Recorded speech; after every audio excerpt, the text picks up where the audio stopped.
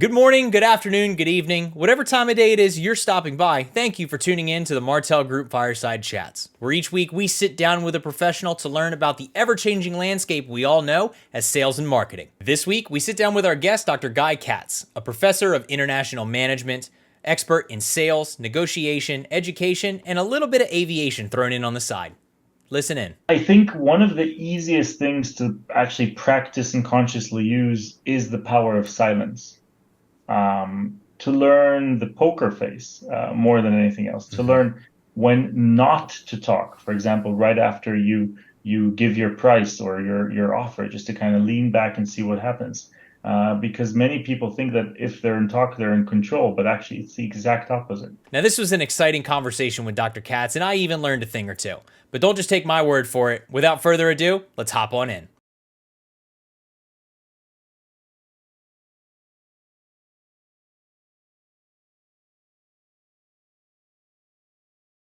Hey everyone, welcome back to the Fireside Chats with the Martell Group. I'm joined here by Dr. Guy Katz.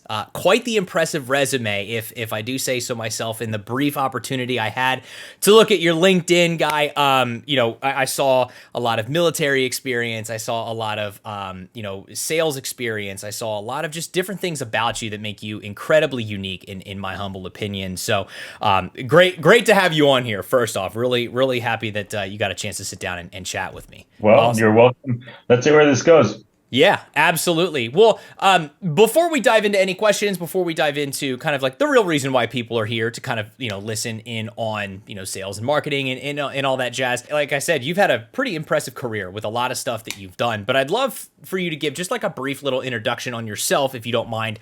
Give the listeners and the viewers out there just an opportunity to get an understanding of who they're getting a chance to listen to today. All right. Well, I'm German and Israeli. It all started in the IDF, Israeli Defense Forces, where I was an intelligence officer. Actually, I was a trainer, so I trained intelligence soldiers.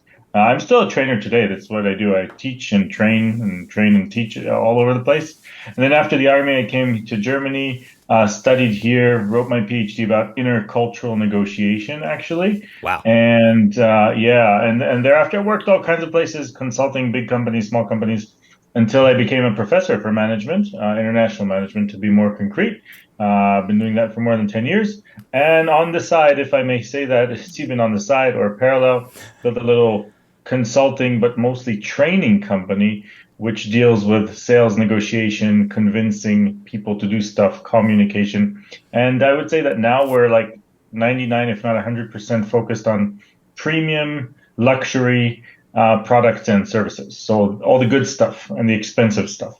All the expensive stuff. Great. So I'm going to keep you away from my wife, and then we're going to be set and good to go. And honestly, Guy, that's a really interesting pathway that you've kind of taken. I'm sure that a lot of it is it seems that a lot of it is very connected to what you've done. A lot of it revolves around education and training, but you kind of jump from being an intelligence officer into sales and training and strategy and all that sort of stuff. Is there anything that sparked that within you? Was that just like always a genuine interest that you had, or where did that origin come from that led you along this path?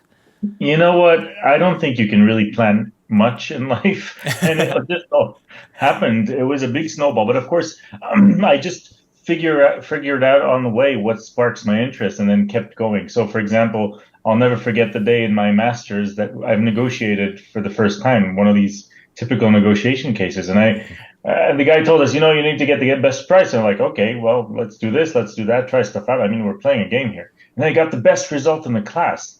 And I don't think I was a great negotiator or anything. I was just the Israeli sitting among Germans, which meant, culturally speaking, I exaggerated. I told all kinds of stories. Again, it was a game for me. And I was like, my goodness, you can literally make millions just by, knowing a little bit of this, a little bit of that. And then that got me interested in negotiation. And then ultimately that got me interested in sales. And then, well, good stuff like the products or companies I work with. I was always interested in those. Like I always wanted to work for BMW. Always. When I live in Munich, this is where BMW is. Right. And so I do now as an external consultant though and trainer. I train their salespeople all around the world. So yeah, of course, things that interest me together with stuff that happened on the way. And actually, many years after the military, I actually tried to forget the military for a while because in Israel, everybody has to go to the army, and these days, a lot's going on in Israel. By the way, Hmm. we're all very connected to it, but. Never mind that for a minute. In Israel, it's a part of life, and then you continue. But then years later, I realized, hold on a minute. A lot of the stuff that I learned back then about leading people, managing people, handling crises, things like that, I can actually use also in sales and in management and in other places. Actually, my best-selling keynote is negotiating like a Mossad agent, where I tried to connect both worlds. But that's Interesting. a story of its own. Yeah, yeah. Yeah, no, and I think that journey is always super interesting, especially as it revolves around being an educator, right, or being a trainer. That's something that's very near and dear to my heart. Because I married an educator, and I'm surrounded. A lot of my best friends are educators, but I also kind of consider myself one in my own role, right? Being able to kind of like absorb a ton of information, get yourself better, and then not quite regurgitate that. That's not the right word because I'm sure that there's a lot you have to do as a professor. We'll get into that in a little bit, but there's a lot you have to do to get that information into your students' hands and whatnot. So The thing is, don't you learn most when you teach? Like with every 100%. lecture I do, I learn a bit more, and a student has something smart to say, and then I use that thing, later with other students, for example. So yeah, the best way to learn is to teach, but of course you have to love it. You have to be a teacher and educator. No, it's not for everybody, and Hmm. it's fine. For me, training, if you compare training and consulting, because we kind of do both, although I do much, much more training, it's a little bit more about the sprints in training, like getting knowledge in a day or two or three, or maybe an hour sometimes, for trainers. And whereas consulting is much more of a marathon, right? It's much more, takes longer to see results and stuff like that. And so it's two different types of people, actually, the consultants and the trainers. It's really interesting. So how do you keep that divide within yourself? I'm sure that you have kind of different ways that you can split your brain almost and kind of say, okay, today I'm in training mode or today I'm in educator mode. How do you set yourself up for that to make sure you're not like, overwhelming when you should be consulting or underwhelming, for lack of a better phrase, when you should be like teaching or when you're in teaching mode? I really think that my students at university, typical bachelor's, master's students, truly like my way of teaching because maybe I'm not the typical professor who Hmm. just focuses on the theory, who goes on and on and on about that one thing, but tries to connect to the business world, that tries to give them examples, and is probably a bit faster. They tell me I am faster in my lectures, in the speed of them. So honestly, in a way, whether it was in the military or at university or with companies, I think if people get out of the training slash session slash lecture Hmm. and they say, "Wow, that was pretty cool," or even better, "I could use that one day," then you've done your job, right? And that's what I'm saying. It's a sprint because you have 90 minutes maybe at university, for example, tomorrow, in my strategy lesson. And if I get them to think about one thing differently afterwards, hey, that was totally worth it. So I'm not sure I actually do split myself to answer your question. I don't think I actually do change a lot. I actually try to tell everybody I meet, like you just asked me, use everything you have everywhere you go because there's so many things we gather along our lives that can help us in completely different situations. Yeah, and honestly, speaking from personal experience, right, that method that you just mentioned, right, getting them to think about at least one thing differently after every session or every week or whatever it is, those are the moments that stuck with me the most throughout my probably my entire educational career, right? More so on like the high school and college level and stuff like that, but I graduated with an environmental science degree, but I'm in the sales field. And it was the Yeah. business classes that I took as an environmental science major that stuck with me the most, which is probably the whole reason that I'm here in the first place, Yeah. right? I want to dig into your professor position, your professorship, if you will, and what it means to be a professor of international management. Is that can you talk about that role a little bit and how specifically it's involved within like the total coursework that your students are taking? Yeah, well, it depends on the faculty and so on, but actually what happened was that when I finished my PhD, I wanted to work for a big company. Everybody does here in Germany. Sure. Many more people have PhDs here than in another place in the world. You can see it almost like an MBA. something like that. And I went to work for this big company. It was an insurance company, actually. We did car insurance sales, which Hmm. was the closest thing to car sales that I actually wanted to do, but they weren't accepting it then. And anyway, I was there in this giant corporate, and actually from the first second, I knew, my goodness, this place is not for me. Hmm. I'm not made for big corporates. Some people love them. Some people are great in them. You know how to maneuver the politics and the ranks and all that. I just felt like a little screw out of 150,000 people that was writing worthless presentations that nobody will ever look at. And but I didn't know what to do at first because this was a dream job, you know, the salary that I was waiting all these years and all that to do. But all as time went by, I actually realized what it was that I was missing, much more than being influential because I felt I wasn't.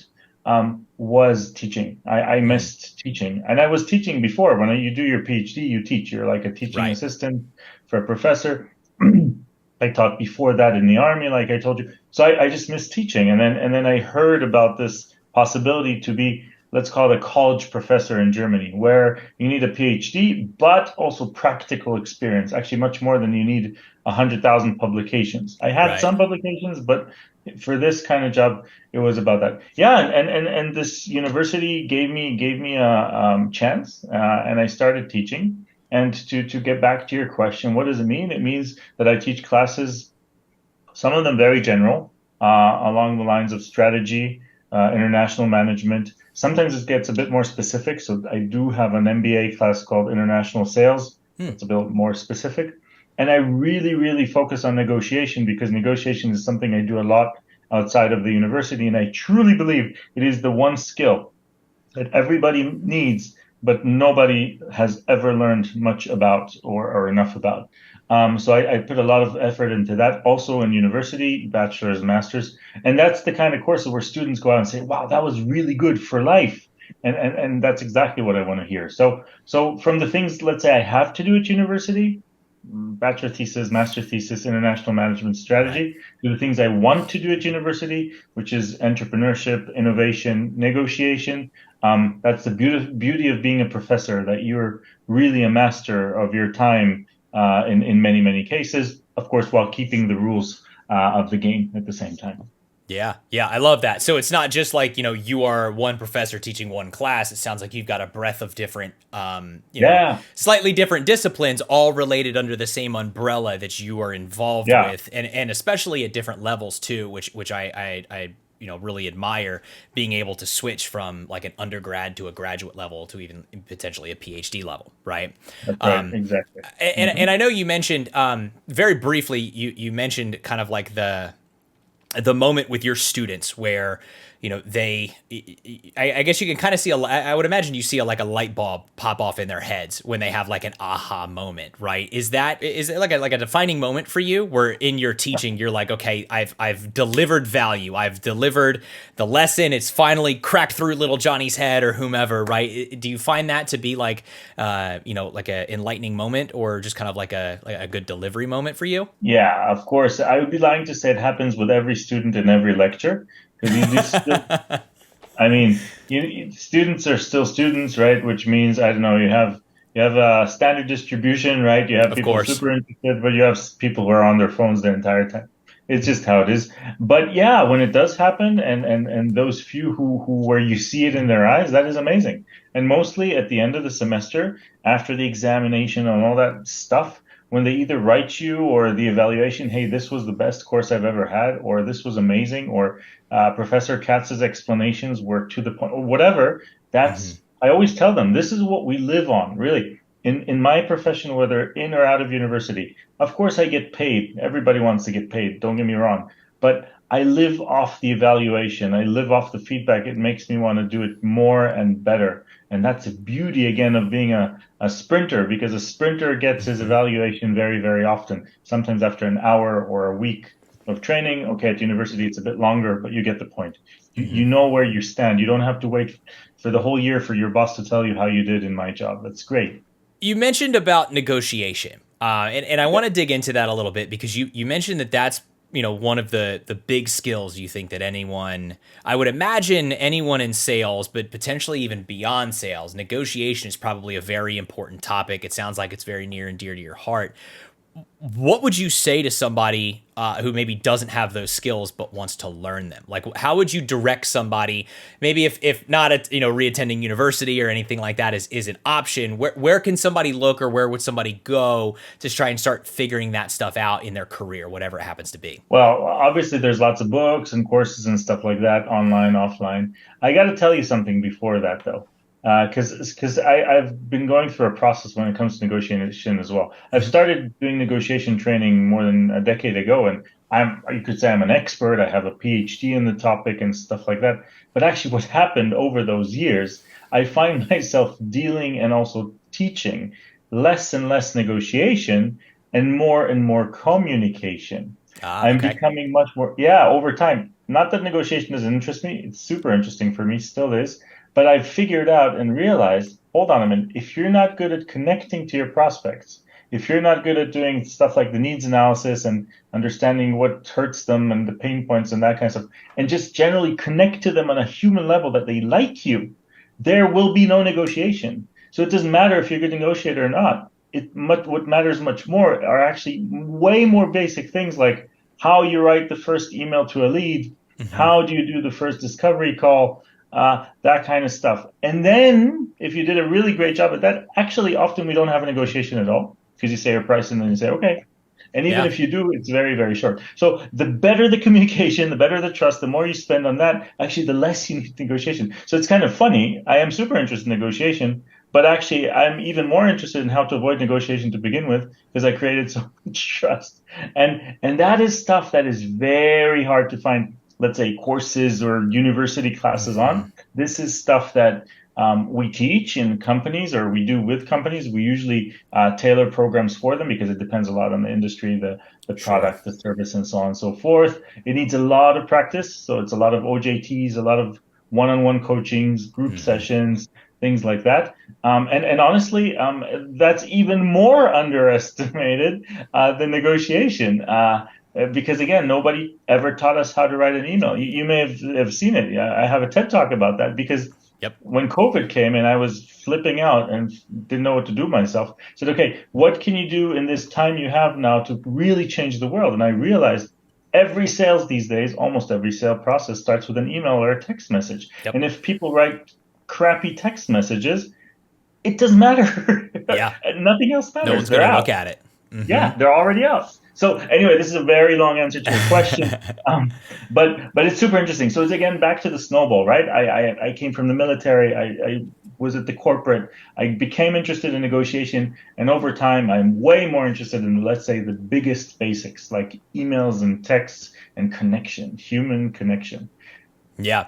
And I would imagine, right, that as the time has gone on, right, it sounds like you've shifted, not really shifted. It's not exactly the right way to put it, but you put a little bit more emphasis into the communication side of things. Yeah, Negotiation kind of like almost naturally follows, as soon as you make like a genuine connection with somebody. And I'm yeah. sure that teaching somebody to be genuine isn't, it probably isn't the easiest thing in the world, because there's probably some people who probably It's can't actually learn that. it's actually not genuine to teach someone to be genuine. Think about it for a second. Yeah. So it's a tricky one. So you need to teach people how to ask the right questions. You need to teach Hmm. people how to connect without being pushy. So basically, we really try to practice the whole pull sales technique, if you so want it, because being too pushy in my industries where I work, it just simply doesn't work. You can't push somebody to buy, I don't know, a luxury apartment. It's not going to work. It's not going to work. You've already mentioned, right? Talking to a prospect when you start is usually through a text message or an email, sometimes a phone call, LinkedIn message. I'm sure that we both get millions of them a day, right? How has that affected your approach to your teaching and your consulting? Are you integrating it more? Are you trying to stay away from it? Like, how are you working in conjunction with the technology changes? We're following it closely. We're testing stuff out all the time. I mean, ChatGPT is the big thing now Yeah.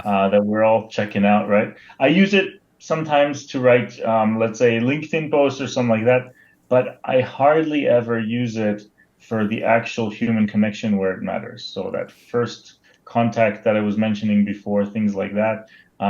again, in the industries I work, I think the human touch is still, and I don't want to bet on it, but for now, will still stay very, very important. I can Hmm. imagine that in other places and industries, and maybe numbers, not maybe for sure numbers, where you write mass emails to thousands and thousands of people, which we don't do because it's not where I am. Possibly you can use more automated stuff. But actually, what we really like doing is doing the exact opposite for that same reason. So one Swiss bank that I work with, we implemented a process of writing handwritten cards that they Oh, stopped okay. doing years ago. Yeah, for Hmm. specific moments and clients and situations, of course, with an actual fountain pen. We even added a wax stamp at some point. But again, Yes. if you are a client who has 5 or 50 or 500 millions with them, this is the kind of people we're talking about. Hmm. And you all of a sudden get the card, potentially the first card you've gotten in years that was Yeah. handwritten. You will appreciate exactly that because it's the opposite of what everybody else is doing. So that's just one example. But yeah, for sure, for some things, for generic stuff or standard stuff, technology is great. Again, the email. The email that we all use, every one of us gets 121 emails a day. This is the current statistic that I know, which is a lot. Yeah. So how to handle that? So for example, the speed of answer is super important. If Hmm. you're getting a lead, you got to be really quick. We know that and we teach that because the first one will win the deal. By the way, super interesting. The first one who answers the email has the highest potential to close the deal. But in negotiation, it's the exact opposite. The last Ah. one to negotiate will close the deal. Why? Because the first one shows a lot of interest and speed and agility. But in negotiation, being the last is actually very important because then you can get all the information about the other companies that Hmm. prospect was speaking to, and you can, adapt your price, show the differences, stuff like that. Sure. Whereas where the first one to negotiate will almost never win the deal because, well, the prospect has already decided anyway he or she wants to test the second option, and they will do that no matter what price you give them. So there's all kinds of things like that in the connection between the human and the machine, the email and the negotiation, and for sure that's important. And speaking about emails, because that is also a kind of a technology, we actually took, and that was a big part of the TED Talk, as a matter of fact, lots of very old strategies. I'm sure you know Dale Carnegie's book from Hmm. 1936, How to Make Friends and Influence People, I think it's called in English. And it's really cool. He was speaking about how to write letters in 1936, and then we took that and we adapted it to emails. Yeah. So yeah, but still, humans are humans. I came from a previous experience where handwriting letters was a huge thing that we tried to emphasize on because of that, exactly as you mentioned it, right? That personal connection, that probably the first letter they've received in a number of years, that's memorable to somebody. That having that sort of like genuine connection, even though it's a piece of paper that's sitting in front of you, it's something that's tangible, right? An email is just it's in the ether in someone's cloud somewhere, right? So I love that kind of description behind it and everything. Now, you talked about just kind of like, when you're advising and working with companies and writing sales strategies and stuff like that. You also mentioned that you have worked with BMW, right? Being as you're right there in Germany. Yeah. What are some strategies or what are some just kind of like, or is there even standard things that you would advise of every company, especially in a very highly competitive market, right? Do you have any sort of like, this is the baseline of what everyone should think about and then it's customized from there? Or is it more or less a customized experience depending on the client? There's many different aspects to this. I guess it depends on the industry, on the price range, and mostly on how much you want to be premium or luxurious in whatever you do. But yeah, let's just go back to the email, for example. I do think that wherever you work, if you're selling stuff, you need to think about how you write your emails, understanding that that's what's going to get you in the door or not. You need to think about things like how to loyalize customers, how often to be in touch with them. how to connect to people and make them happy. And that's definitely not unique to BMW or any other company. And we come to many companies all around the world, and people tell us, my goodness, people, I've been working here for 20 years and nobody has ever, talked to me about how to write an email or how to ask the right questions, in a discovery call. Because what usually happens, so our process is actually very simple. It's a 3P process. First the person, then the product, then the price. Very, very simple. Focus on the person first, connect the product to the person, and all the way at the end, the price. I told you why before, because the last one wins that one. And that can literally be adapted to almost any company in some way or other. But what usually happens when we do mystery shoppings first, by the way, we always check the company first. And so we play the customer or potential customer. What usually happens is that people jump to the product. They don't care about people. They don't ask questions. They jump to the pitch. It's super boring. It's super technical. It always sounds the same to everybody. And that is the error, I would say 90% of salespeople do, which can be changed really quickly by understanding a few simple tactics of how to ask questions and connect to people. Not in a sleazy kind of car salesman way, because we hate that too, but in a genuine interest kind of way. And that's the part where it's different for all of us, right? Genuine for me is not genuine for you. Sure. And so we need to adapt it to who we are. So, by the way, you asked this before, what else has changed? We used to teach people how to things like write notes, nod your head, look them in the eye. But actually now I realize that for some people, me included, writing notes sucks. I don't like to write notes because that means I'm not looking you in your eyes. I will write my notes later, but I don't want to make sales robots is what I'm trying to say. We're trying to make it very humane and very individual. And so there's no one way to go, basically. Would you say that a lot of these same rules still apply, everything that you've mentioned, as a company is scaling, or are there different kind of tactics you would introduce as a company gets to certain milestones in their scaling, kind of operations? I honestly, I don't think it depends on the size. Of course, the bigger the company, the more systematic you need to, train and coach and do a bigger process. There's usually more budgets involved and people involved. But that doesn't mean it's something different. The challenge with small companies that we have, I'm dealing with one right now, I need to write them an offer, is that they say, listen, we really want to learn this stuff, but we're 9 people or whatever, or 10 people, and they have only so much budget. And then you need to be smart about it. You need to see what you can do, and a couple of chunks of maybe half days or 2-3 days. That's it, because they can't pay for more than that. And of course they really, really want it. So the only difference is how systematic you can be, how long-term you can plan your activities, stuff like that. But the skills themselves, I don't think there's a big difference, actually, at all. Speaking of the skills that you're learning, right, you've already kind of mentioned it. You are a professor, you're a teacher, but you're also probably a student to the process, right? In constantly learning and evolving what you teach in order to get it in front of your students. And I know you mentioned earlier, I'm the exact same way. I learn better through teaching other people. That's just me in my nature, who I am too.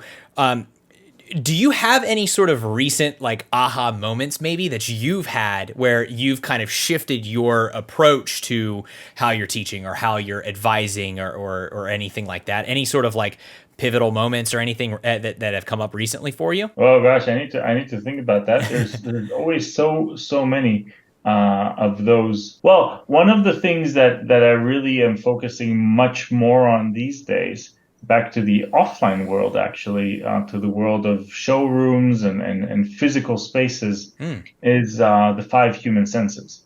So it can't get more basic than that. Okay. We're all humans. We're all a type of animal, which means we use our 5 senses, most of it subconsciously. And so a lot of stuff we do now, because of that, is completely subconscious and starts way before we even start talking. We are now thinking about things like background music in meeting rooms, what effect that has on people. We think about things like smells. Did you know that fresh baked goods helps sell? So if you're selling your apartment, you should put a cake in the oven, literally. I'm going to because keep that in mind.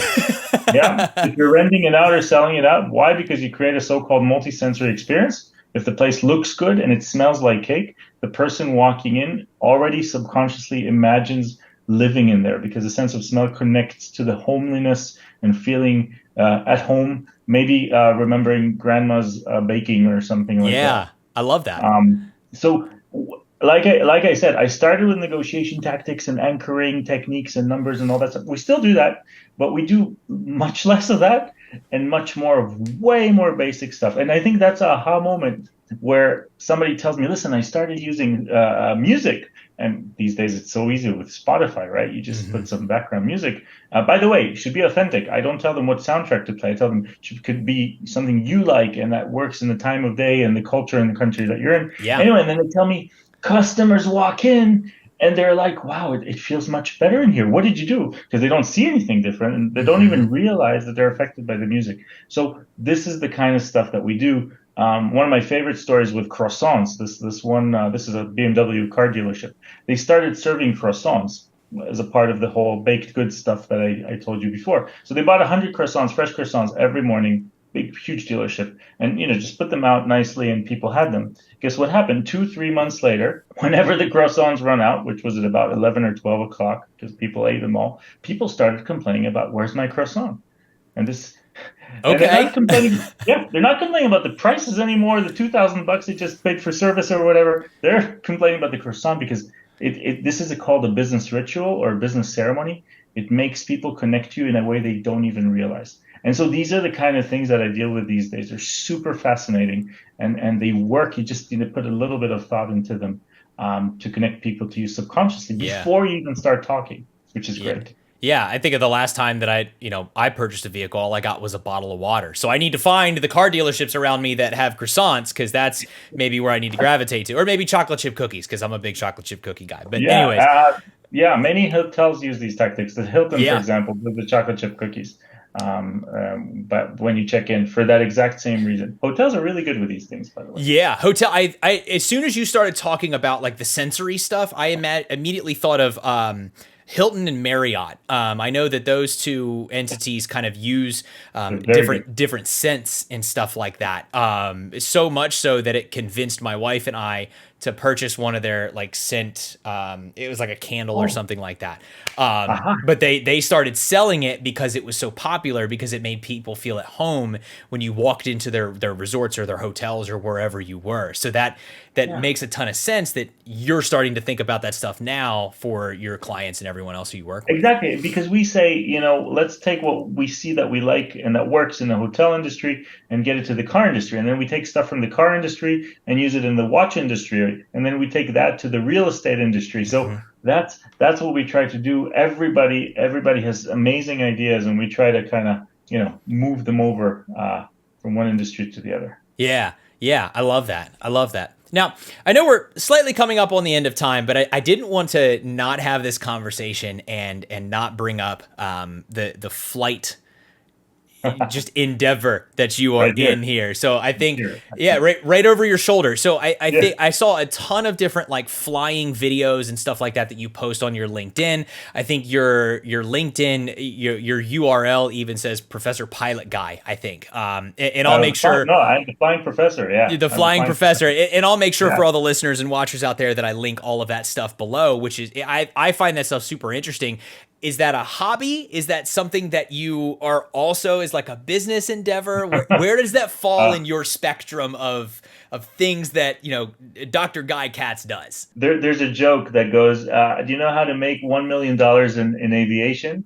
And the answer is have $2 million and get into aviation. At some point, you'll have $1 million. It's uh, it's just like with sailing and boats and stuff like that. So, to answer the question, it started as a dream. I always wanted to fly. I flew model airplanes when I was a kid. I Love it. spent all my last dimes in learning to fly when I was a student, and I didn't have much back then. And I still learned to fly, and I became a pilot. So yeah, I've definitely started as a hobby.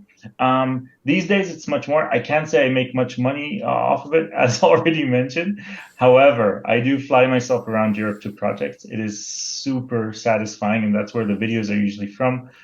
It is super flexible. I take people with me. I obviously take the family with me Hmm. every once in a while. And I am a flight instructor now. So Oh, awesome. technically, I also teach people to fly airplanes, although I only do that for fun. So again, I don't work in it. I can imagine that when I retire, I'll probably do it Yeah. because it's just so much fun.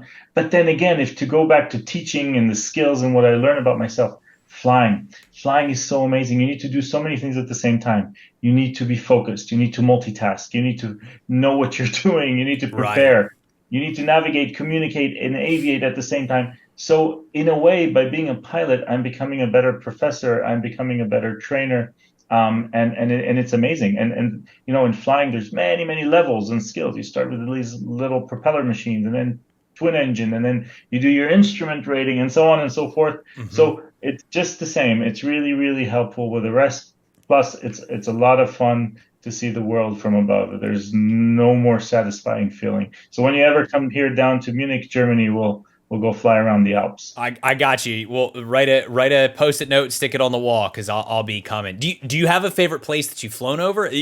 All of your videos are gorgeous, by the way. But do you have like a particular place where you're like, I love doing this?